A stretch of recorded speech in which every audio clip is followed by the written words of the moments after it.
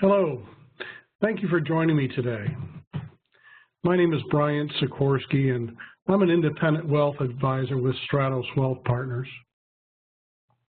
As a wealth advisor, I help clients work toward achieving their financial goals by providing personal, business, education, insurance, and legacy planning. I provide access to investment solutions, including stocks, bonds, and religious, moral, or socially responsible mutual funds and exchange-traded funds. Today I'll be presenting Financial Well-Being for Women, an educational seminar. In this presentation, we're going to cover both what women have, if you will, accomplished, as well as some of the challenges they still face today. So we see our agenda today. It shows us that women are a growing financial power through their rising demographic. We're going to talk a little bit about some of those unique challenges I referenced for women, particularly financially. We're going to review women's money beliefs. We're going to broach the subject of whether women are comfortable or do they talk enough about their money and their financial well-being. We're going to sidestep here a little bit and just touch upon an idea with regards to raising financially fit children. And we're going to talk about what role a financial advisor can play in the attainment of this financial well-being. Well, first off, we can see that women, without a doubt, are a major economic force. They represent over half of the nation's PhDs, 2/3 of college graduates, and nearly 3/4 of valedictorians as of 2012. Between 1970 and 2009, they went from holding just 37% of all jobs to nearly 48%. And as of 2013, there were nearly 9 million women-owned businesses in the U.S., generating over $1.3 trillion in revenue and employing nearly 8 million people. Globally, women control $20 trillion in investment dollars, and they currently represent 9% of the world's billionaires.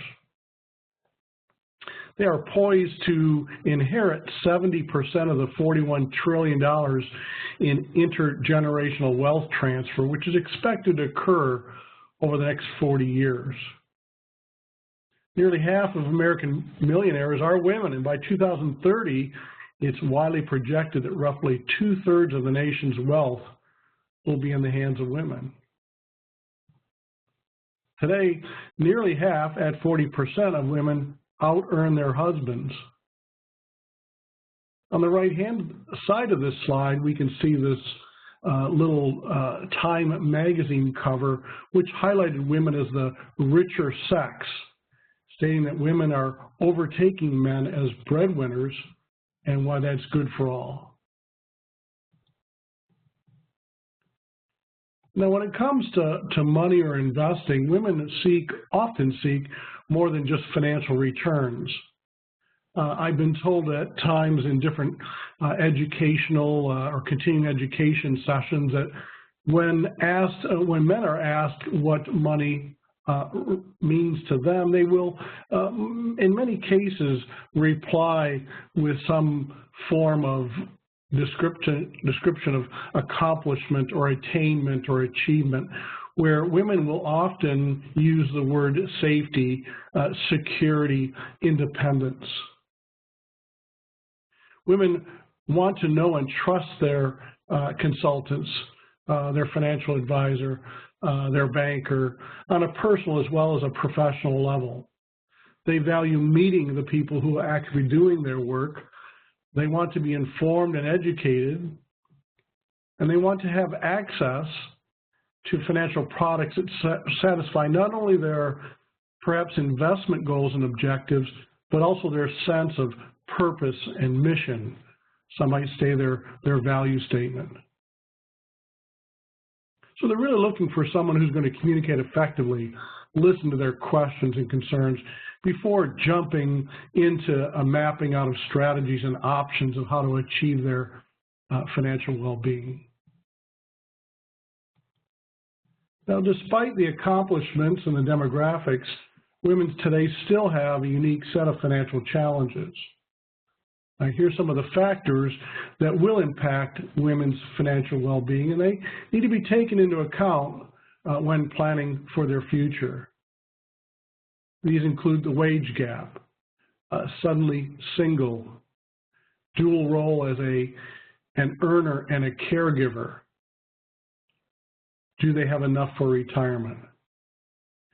When considering the wealth of women, some other topics women are concerned about include the future of Social Security benefits and the rising cost of children's education, and perhaps the prospect of what to do and how to care for an aging parent and what they could do to their own financial security.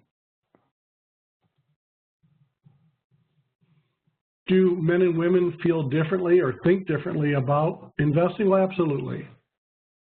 When we compare how men and women differ in thinking, most survey results show that women tend to be less confident in their own ability to make financial decisions, often worrying if they're making the right choices for the future, and not only for themselves, but for their families. They're also less confident they will reach the retirement goals, and many women have yet to figure out even how much money they'll need for retirement. So we see that 1 in 4 men report feeling confident about reaching their retirement goals, while just 19% of women do. Nearly 1 in 3 men say they figured out today how much money they'll need in retirement, while just 20% or 1 in 5 of women say they have. And again, finally, women are less confident in their own ability to make financial decisions.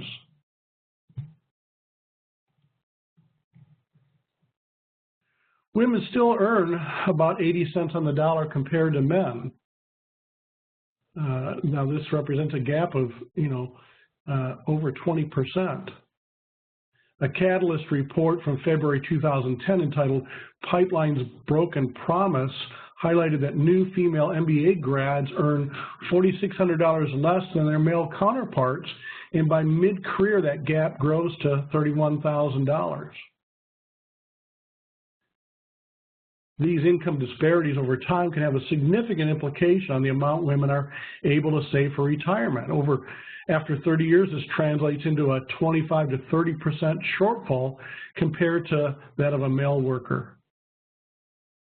One of the widest gender pay gaps occur between ages 45 and 55, a time when many workers are building the bulk of their retirement nest eggs, and a growing number of women find themselves single. Factors that contribute to this wage gap is the amount of time women spend out of the workforce that lowers their earning power. Women on average spend nearly 13 years out of the workforce caring for children and other family duties, while men average about 10 months. Nearly 60% of the women nearly 60% of the people receiving Social Security benefits are women. And yet those very same women see their Social Security benefits measurably less than men because of the fact that they've been out of the workforce, as I said, on an average for about 13 years. Most men died married, but women are likely to be single for the last third of their lives. And knowing what community resources are available to them is very important. So on average, women outlive men by between 5 and 7 years, and 700,000 women lose their husbands each year and will be widows for an average of 14 years. The average age of widowhood is only age 55. 70% of all women will fire their financial advisor with 1 year of being widowed. Well, in many cases, because advisors have a tendency, in many cases, to exclusively deal with the husband of the family. and yet 90% of women will solely be responsible for their own finances at some point in their lives. Over the next 20 years, some $25 trillion will be passed to women through divorce, death of a spouse, or inheritance. As we mentioned, they currently make up just under half of the nation's millionaires. Combined with their growing earnings and wealth creation power, women may account for up to 2/3 of the nation's wealth by 2030. The Wall Street Journal reported in their Gray Divorce segment that a lot more divorces are occurring later in life. In 2009, just over 1/4 of all divorces were among people over the age of 50. And in 2009, there were over 600,000 people over the age of 50 that were getting divorced. Women serve a dual role. As lives have become more entwined, women have roles as caretakers of kids, families, and communities. They also are still working on the division of labor at home, and today many women outsource many aspects of their lives to accomplish all the demands that require their attention. In 1950, only 12% of mothers with children under the age of 6 were in the labor force. Today that number is over 60%. Many women are part of that sandwich generation with the dual responsibility of caring both for their parents and their children. And these women are especially concerned about catastrophic health events and the impact on their families. And we believe that financial planning can help prepare women to deal with some of the unexpected challenges they're likely to face at some point in their lives.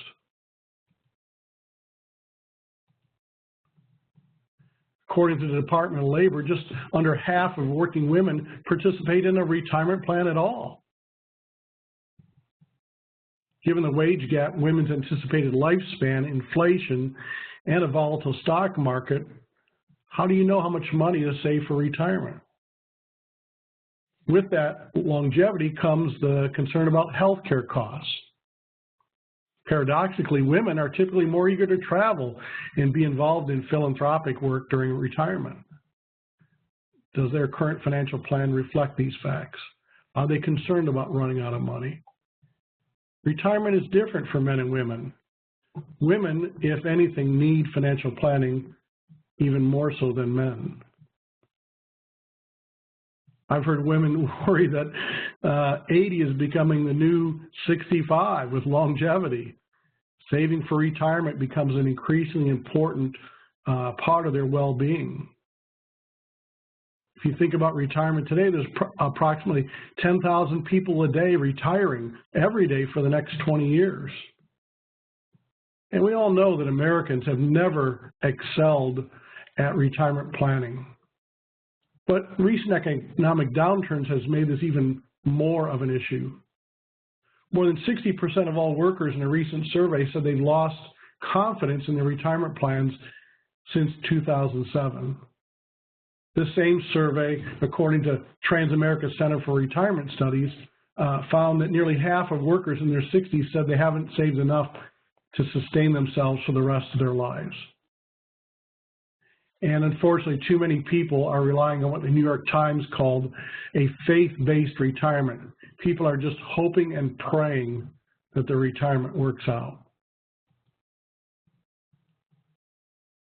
So if you're a woman, or if you're married to a woman or have a woman of influence in your life, what are their money beliefs? Are they comfortable talking about money? Are they comfortable making financial decisions in the household budget for the family's future, for their own 401k account? Could they buy a car or house on their own?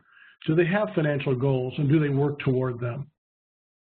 Is their current lifestyle making it too hard to save? What messages did their family give them about money when they were growing up? Working towards your financial well-being does include and is involved in what you believe and what you think about money. What causes one person to save while the other would spend? What you believe about money will impact how you choose to handle it. How does money impact our children? Raising financially fit children is one concern many parents have. Did you know that only 56% of U.S. teenagers believe they will be as well off as their parents? This is according to a study conducted by the Allstate Foundation and Junior Achievement. This is down from 89% as recently as 2011. The number of teens who thought they would be financially independent by the age of 20 fell to 18% from 44%. Talk about money with your children. The sooner the better. Managing a budget is an important skill for children to develop as they approach college age. Are you on top of that? Instead of toys or gift, ask relatives to consider buying shares of stock, making a donation to a charity in your child's name, or I would say, funding a college savings account. When's the right time to leave a child an inheritance? And here's a couple of suggested reading items. Raising Financially Fit Kids by Jolene Godfrey, and The Giving Family, Raising Our Children to Help Others by Susan Kreitz Price.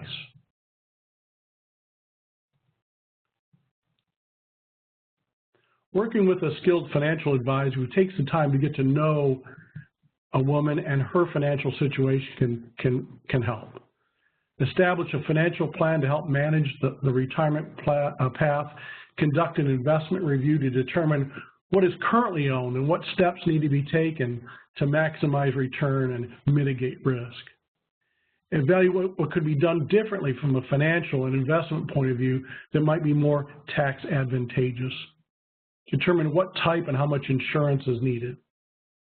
Develop an educational funding strategy for children. And taking these steps will ensure that a plan is in place should one of those unexpected life events occur. So taking a partnership role between a woman and her financial advisor can help to set goals, shape the financial plan, and help build a strategy to take charge. Now, I did mention that I'm a financial advisor, and I referred to what I call religious, moral, or socially responsible mutual funds. In this presentation, I also reviewed how women will invest not only to achieve their financial goals, but also to attain perhaps some value or something they believe in. What I've presented here is an example of one way to do that. If a woman has an investment or retirement account, one thing she could consider is investing in a socially responsible mutual fund, such as the PAX Elevate Global Women's Index Fund. This fund invests in companies around the world that are leaders in advancing women through gender diversity on their boards of directors, executive management, and other policies and programs. It's an index-based investment approach that seeks to meet or exceed the performance of the PAX Global Women's Leadership Index. It's managed by PAX Elevate Management, which is a partnership between the PAX World Management and Elevate Asset Management, whose principal is Sally Krawcheck. And you can see that these stocks in which this fund purchases has a robust representation of women at the board of director level, in positions of executive management, at a CFO or CEO level, and are signatories to the Women's Empowerment Principles sponsored by the United Nations.